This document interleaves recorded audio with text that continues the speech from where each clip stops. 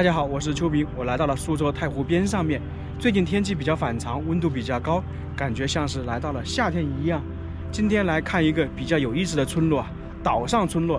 通过航拍的画面可以看到，这里呢是太湖边上的一个小岛，四面环水，上面呢还有十几户人家居住。这些地方环境是非常不错啊，我还是挺喜欢逛这些地方的。像岛上村落还是比较少见的，我们在云贵川可能会看到一些不通公路的村落、天坑村落，而在岛上的村落我还真是第一次来看到。在太湖边上面有很多岛，而这个岛呢应该算是非常小的。这就是岛上村落，旁边呢还种植了一些树木，也是有一段历史了。上面房屋还挺多的，我查资料，据说这个上面是15户人家，不知道真假。等一下看看能不能碰到岛上的村民，了解一下。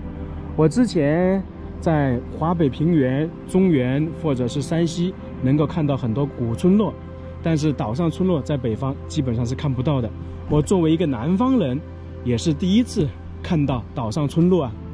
这些岛上村落可能一般是分布于湖边、湖上或者是海上。这样看这个村落还挺漂亮的，房屋挺有特色，应该是这边的建筑风格。这个地方现在挺安静的，因为这里不算是一个景区，就是一个普通的村落。不过看这边正在整修，不知道后面会不会弄成一个休闲景区啊。我们往前走，看这个村落完全是被这个湖水包围着，前面还有人坐在这里呢。像在农村呢，现在能够看到很多老人坐在一起聊天，这个就是我们常说的农村的远亲不如近邻。一个村落的人大家都认识，都会坐在一起聊天，而城市的话就少之又少了。你好，你们住在这边还是住在这边？这座桥呢，就是进入这个村落的唯一通道。尽管旁边那里是一个小岛，不过呢，离这边的陆地还是不是太远，大概就2-3米宽吧。现在通过这个桥就能进入到这个村落了。这个村落是叫做福庙墩。我听当地的村民讲，这座桥呢修了时间不是太长，当然以前呢也是有桥，不过最早的时候都是靠那个坐船过去的。这里还有口井，不知道这个水是泉水还是下面的湖水，明显看到有水啊。这户人家的房屋还挺漂亮的，2层的，应该也是修了没多久吧。看房屋啊，你看它的窗户门窗就能看得出来历史。一般这种不锈钢的或者是全玻璃的，可能就10几20年左右吧。90年代修的房屋都不是这样的。在门口相当于还弄了一个暖棚一样，专门用来晒衣服，这种还是比较少见的。像这边这些房屋呢就比较早了，你看那个窗户钢筋，然后木头的，应该就是90年代修建的房屋。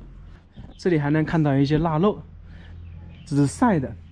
腊肉我挺喜欢吃的，不过我是喜欢吃我们江西的，因为主要是晒的。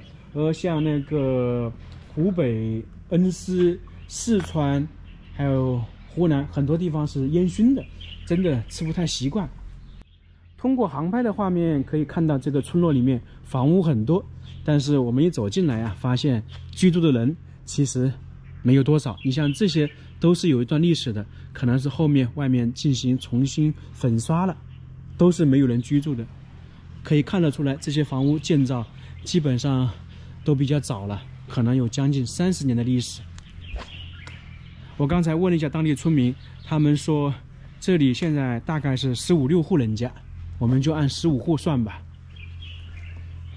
像这个房屋可能还更早一点，因为通过它的建筑风格啊，都是没有人居住的。您住在这个岛上吗？住在哪里啊？住在哪儿？这位大爷向我介绍，他从小就是在这边长大的。这个村落的历史还是比较悠久，大概有400-500年。进出岛的那座桥是大概修了10年左右，以前是没有桥的，相当于他小时候读书出去或者后面干活工作都是要坐船出去的。哇，这个房屋这样看的话还挺漂亮的。反正我感觉啊，从远处看，这些建筑，包括那些徽派的建筑，还是挺好看的，跟山西大院完全是两种风格。这边还有一些运动的场所，这个挺好的，就是大家可以锻炼一下。这个村落的历史，听刚才那些老人说，有400-500年了，算是一个历史比较悠久的村落。你看这里就明显能看到老房屋了，起码是100-200年的历史。因为现在几十年不会建这样的房屋。我们往前面走，靠近湖边看一看。像这栋房屋还挺有意思的，下面大门竟然用木头的，上面这个阳台拐了个弯。厨房可能是不是在下面呢？应该是这样的。我们往湖边走吧。到了南边就能看到很多古建筑、古宅了，像这些都是有一段历史的，以前应该也是有房屋。因为南边嘛，肯定是建房屋的首选。过来之后就看到湖了。哇，环境还是非常不错的。你看这里有很多台阶，基本上这个村落的人他们都会来湖边洗衣服、洗菜，这个是非常常见的，只要有湖有河的地方都会这样。这栋房屋应该也是没有人居住的。这一边就是老房子了，这些树木也是梧桐树，有一段历史了。前方这栋房屋应该就是我们刚刚看的那个差不多100多年的房屋，有一段历史了，充满了历史感，充满了沧桑。你看都有点破损了。现在很多这种老房子没人居住的话，破损得很快。你看这个门还是用木板拼起来的。住在这种湖边还是挺有意思的。你像这一户人家，他的话经常可以站在这里或者坐在这里看看湖景，聊聊天，或者是说在这一块呢打造一些民宿也是不错的。我刚才通过航拍的画面可以看到，前面应该是有一家民宿，就像我们经常说的湖景房、海景房是很受欢迎的。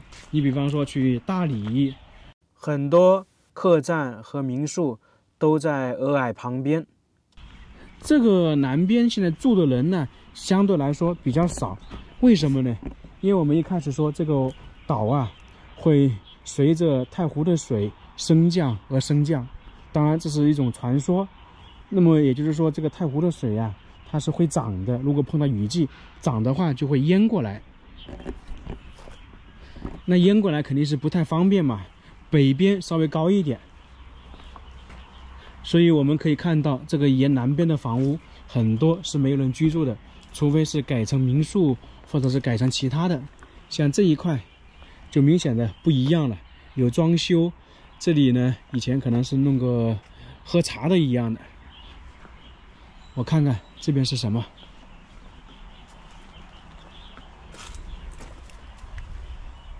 这里明显的就像我们看到的工作室一样的，古色古香啊。这边的环境都不一样，真的像是一个民宿。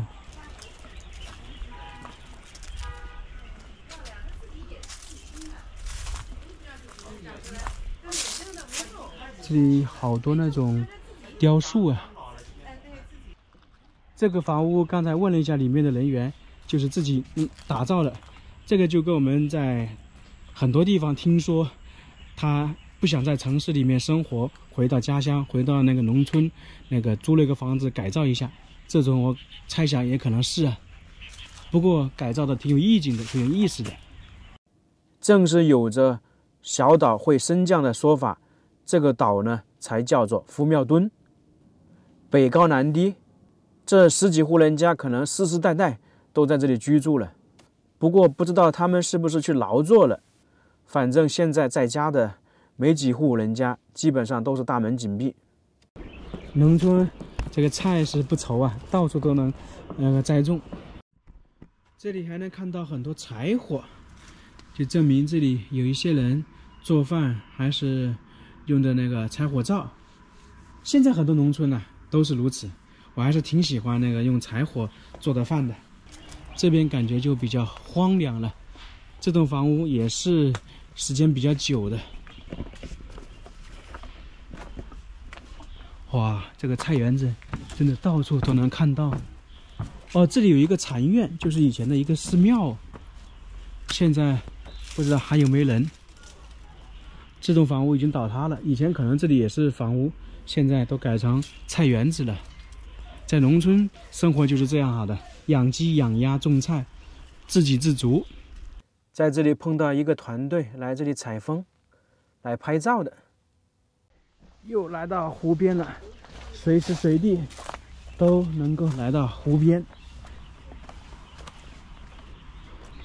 靠近旁边的水还是不太干净，中间可能好一点。往这边就来到了民宿了，还能看到帐篷。这房屋也倒塌了。山野露营，哇，这个装修挺有意思的，面积也挺大。这一块还有前面一点。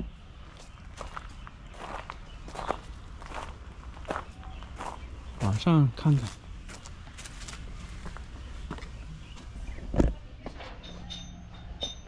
你看一个小院子，然后那边还有点那个像那个餐吧一样的咖啡，就是说在这个地方喝着茶，看着湖边，真的是美光十色。就像这里，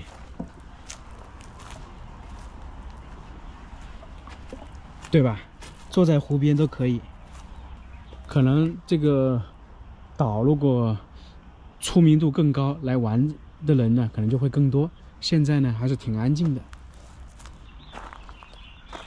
这个呢应该就是民宿了，住宿区了。3层的房屋。这个小岛其实不大，很快就逛完了。四面环水的一个小岛，大家觉得住在这里是不是像一个世外桃源呢？